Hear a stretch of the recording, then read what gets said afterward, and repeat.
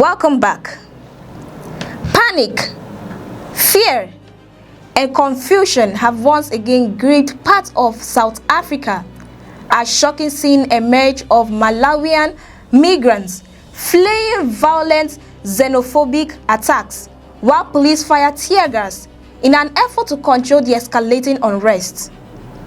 The disturbing incident has reignited concerns about the safety of foreign nationals living in South Africa and raised fresh questions about whether enough is being done to stop recurring waves of anti-migrant violence that have plagued the country for years.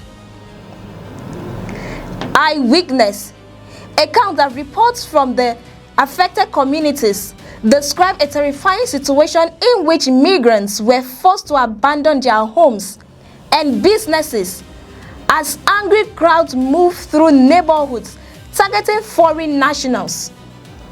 Many of the victims were Malawian migrants who had been living and working in South Africa in search of better opportunities. Instead of finding stability and security, they found themselves running for safety as tension erupted into open hostility. As the situation deteriorated, South African police were deployed to the area in an attempt to restore order. However, dramatic scenes unfolded when officers fired tear gas to disperse crowds amid the growing chaos. Videos and images circulating online reportedly showed frightened migrants running through the streets while clouds of tear gas filled the air. Women, children, and elderly residents were among those caught in the confusion as people desperately searched for safe locations away from the violence. For many observers, the latest incident is another painful reminder of a problem that has continued to damage South Africa's reputation across Africa. Xenophobic attacks have surfaced repeatedly over the years, often fueled by economic frustrations, unemployment, and competition for scarce opportunity. Foreign nationals frequently become convenient targets during periods of social and economic hardship, despite many of them contributing to local economies through businesses, skilled work, and entrepreneurship. The attack have created fear among migrant communities who often feel vulnerable and unprotected. Many foreign nationals say they live with constant worry that violence could erupt at any moment. Some have spent years building businesses, raising families, and contributing to their communities, only to find themselves threatened because of their nationality.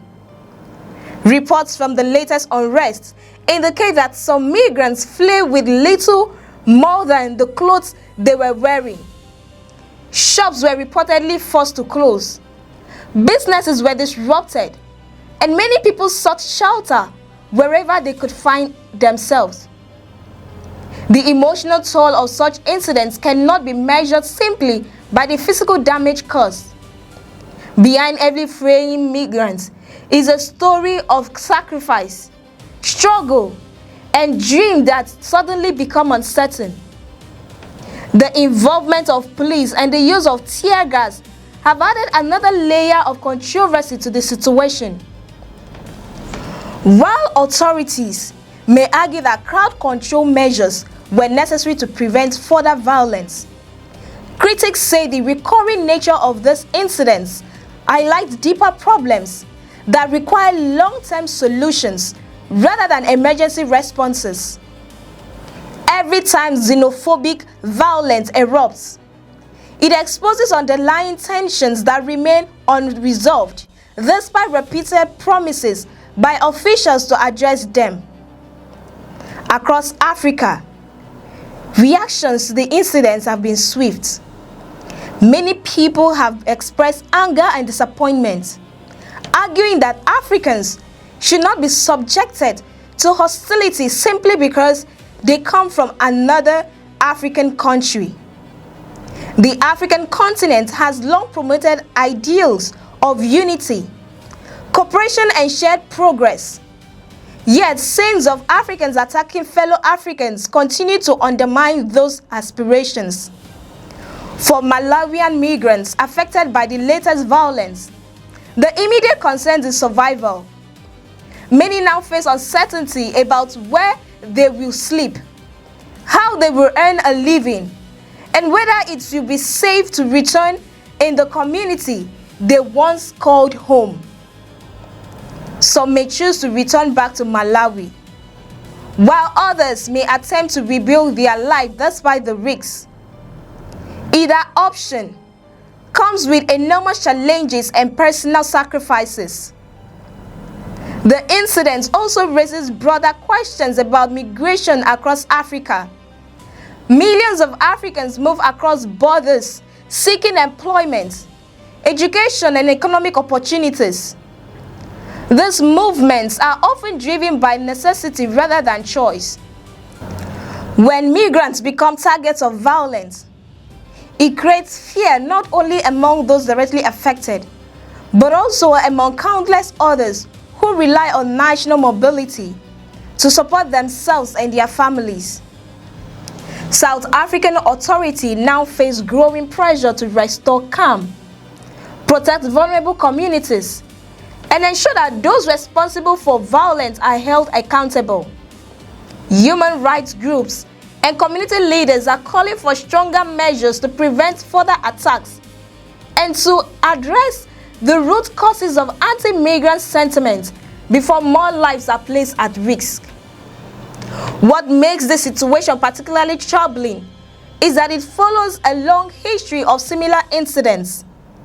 Time and again, promises are made after outbreaks of xenophobic violence. Yet many migrants say little changes on the ground. The result is a cycle of fear, displacement, and uncertainty that continues to repeat itself whenever tensions rise.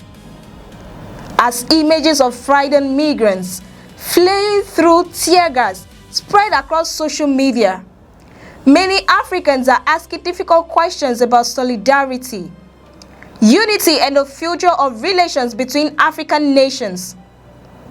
The scenes serve as a stark reminder that beyond political speeches and diplomatic statements, ordinary people often bear the heaviest burden, and tensions explode into violence.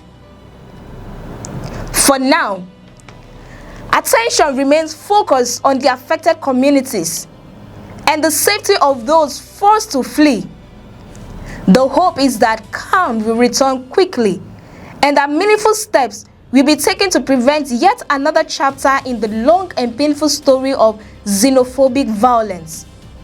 But for the migrants who lived through the ordeal, the memories of panic, fear, and uncertainty may remain long after the tear gas clears and the street falls silent. What is your reaction to this latest report from South Africa? Should African governments take stronger action to protect their citizens abroad? Share your thoughts in the comments. And if you want more updates on major developments across Africa, subscribe and stay connected. I am Cassie Tony, and many thanks for watching.